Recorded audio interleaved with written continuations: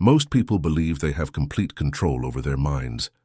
But did you know that something might be happening inside your head right now, at this very moment, that is making decisions for you without asking permission? It's something far more dangerous than anything you've ever called an addiction. Carl Jung, the man who mapped the human unconscious like no one before or since, had a name for it. And when you understand what he discovered, you'll never look at your addiction the same way again. Never again. Here's a fact most people have never heard. Researchers who have analyzed for over a decade why intelligent, conscious people who know exactly what addiction is doing to their lives keep relapse, keep coming back, keep repeating the same pattern they swear on their knees they will break. The result was disconcerting. It wasn't a lack of motivation. It was something they called a deep identity conflict. In other words, the person can't stop because at some level that person doesn't even realize stopping means ceasing to be who they are. Does it sound strange? Wait. Because Jung arrived at exactly that conclusion decades earlier. But he went further. He said that addiction isn't the problem. Addiction is the solution your psyche has found for a problem you haven't yet had the courage to face. And the problem isn't in the substance or the behavior. It's in the dark basement of your soul, in a place Jung called the shadow. But what is this? Why does it exist? And why does it use your favorite addiction to keep you trapped? That's what you're going to understand now. Step by step. Chapter 1. The intruder who uses your face. Imagine the following scenario. You wake up with a promise. Today will be different. You feel it in your chest, a clarity, a firmness, a certainty that this time things will change. A few hours pass. The day goes on. And then at some point you can't even quite pinpoint, something changes. A thought arises. A desire appears. And before you know it, you've done exactly what you swore you wouldn't do. And the worst part isn't having done it. The worst part is the feeling that comes afterward. That voice that says, I knew it. It's always going to be like this. You never change. This has a name. Jung called it the autonomous complex.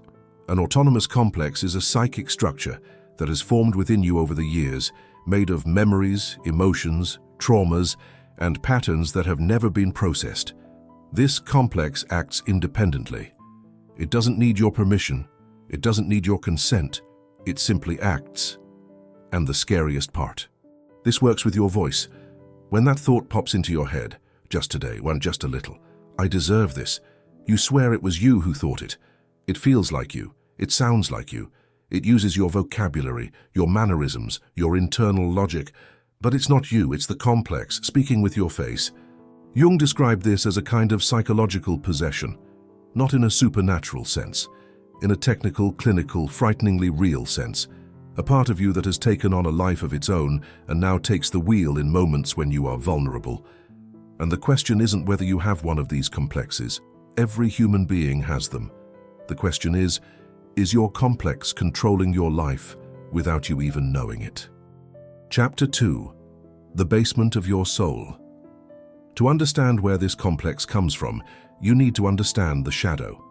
The shadow is one of the most powerful and most ignored concepts in all of modern psychology, and it's simple to understand, although difficult to confront. Since you were a child, you learned what was acceptable to feel, what you could show, what you were allowed to be. Joy? Sure. Curiosity? Sure. But anger? Dependence? Fear? Shame? Desire? These feelings were rejected, sometimes with words, sometimes with silence, sometimes with a look that was enough. And what did you do with those feelings? You buried them. You locked them away. You pushed them down with all your might. But Jung discovered that these feelings don't disappear when you bury them. They go to a basement. And in that basement, these feelings grow. They become stronger. They become hungrier. This is the shadow. Not a demon, not a curse. It's you. The part of you that was rejected, shamed, locked away and forgotten. And that part doesn't stay quiet forever. The shadow acts. It acts through your patterns, through your disproportionate reactions, through your self-sabotaging choices, and above all, it acts through addiction. Because addiction offers exactly what the shadow needs: momentary relief from the accumulated tension, of pretending that those parts of themselves don't exist. Every relapse is the shadow sending a message, not to destroy you, to be seen, to say, "I'm here, you can't keep ignoring me." And as long as you don't heed this message, as long as you keep trying to stop the behavior without investigating what lies beneath it, the shadow will continue sending the same message, louder, more insistent, more devastating. Chapter 3. The Theater of Self-Deception. There's something Jung observed in his patients that is disturbing in an almost poetic way. Addiction is not just a behavior, it's an identity. Think about it. Have you ever introduced yourself, even if only to yourself, as someone who has this problem? Have you ever thought, "This is who I am"? Have you ever felt that without this addiction you wouldn't really know who you are? This is depth psychology. Jung described what he called the persona, the mask we wear to the world. And he also described what happens when the persona merges with addiction, when the addict's mask is no longer a mask. It's the face. And here's the twist that few people can handle. When addiction becomes part of the identity, recovery begins to be perceived as a threat. Not because of the addiction, because of the psyche itself. Because change means killing a self. It means burying a character that, however destructive, was familiar, known, safe in its predictability. Jung called this process the death of the ego, and he clearly stated, "There is no real transformation without some form of symbolic death. You cannot build a new self without first letting the old one crumble." And that's why most attempts to quit an addiction fail. Not because of a lack of willpower, because the person tries to change their behavior without being willing to change who they are. You want to stop drinking, but you want to continue being the person who drinks.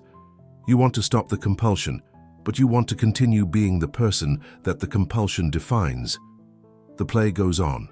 The character remains on stage, and the audience, which is life itself, continues watching. But here's what Jung didn't say in a gentle way, because he wasn't a man of gentle words. You can leave the stage. You can step down from the performance. You can tear up the script. But this will cost you something. And what comes next is exactly what will cost you. And you'll find out why it's worth every penny. A neuroscientist with over 25 years of research into chemical dependency described something that brutally summarizes all of this. The addict's brain isn't defective. It's functioning exactly as it was programmed. The problem is that it was programmed by trauma, rejection, and unprocessed pain. And until that programming is rewritten, any attempt to stop the behavior is merely symptom management. Another expert, a clinical psychologist with 3 decades of experience in mental health, was even more direct. "I have never seen a severe addiction that didn't have at its core a childhood wound that was never healed. Addiction is the scar.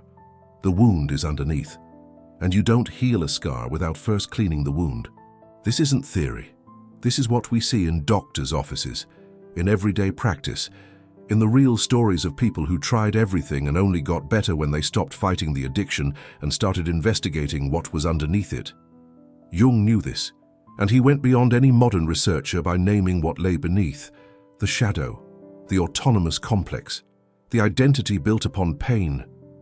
And the solution he proposed was not suppression, it was integration. Do not kill the shadow, listen to it, do not destroy the complex. Understand it, do not run from the wound, dwell within it consciously.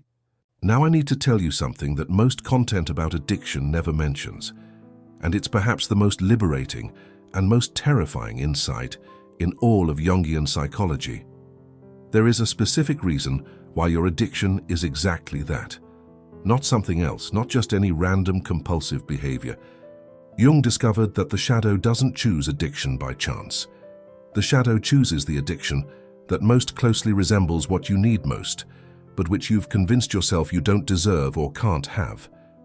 Think about it.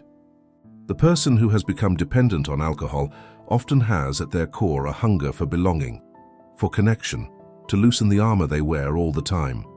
A person trapped in compulsive hypersexuality often has a genuine thirst for intimacy that was wounded too early. The person who can't put down their phone, the endless scrolling, the digital dopamine, often experiences a void of meaning. It raises the question, who is this person? And this person is afraid to answer that question in silence. Addiction is not the opposite of what you need. It's a distorted imitation. The shadow offers a counterfeit of what your soul truly desires. And as long as you accept the counterfeit, you'll never go after the original. But when you understand this, when you can name what lies beneath the addiction, something changes. Not immediately, not without work, but it changes. Because you stop fighting a symptom and begin to heal a cause, and that changes everything. Absolutely everything. You've made it this far, and that already says a lot about you. Most people avoid this conversation.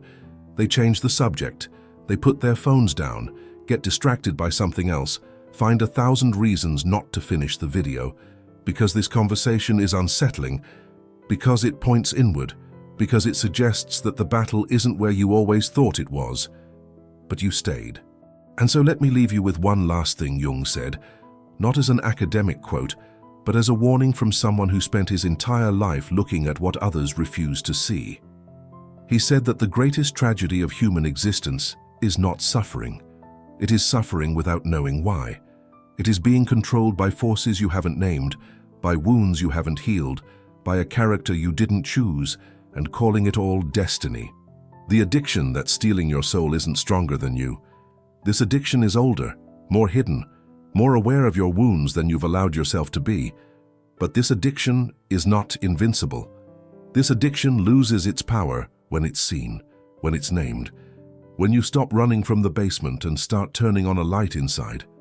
You don't need to destroy the shadow, you need to get to know it, integrate it.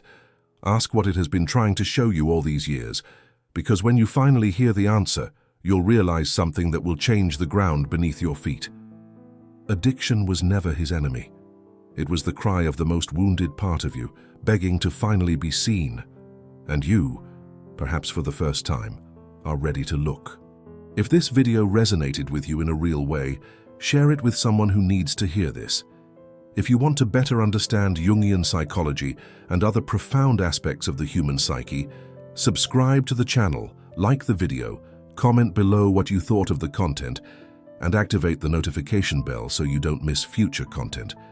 Thank you so much for watching until the end. See you in the next video.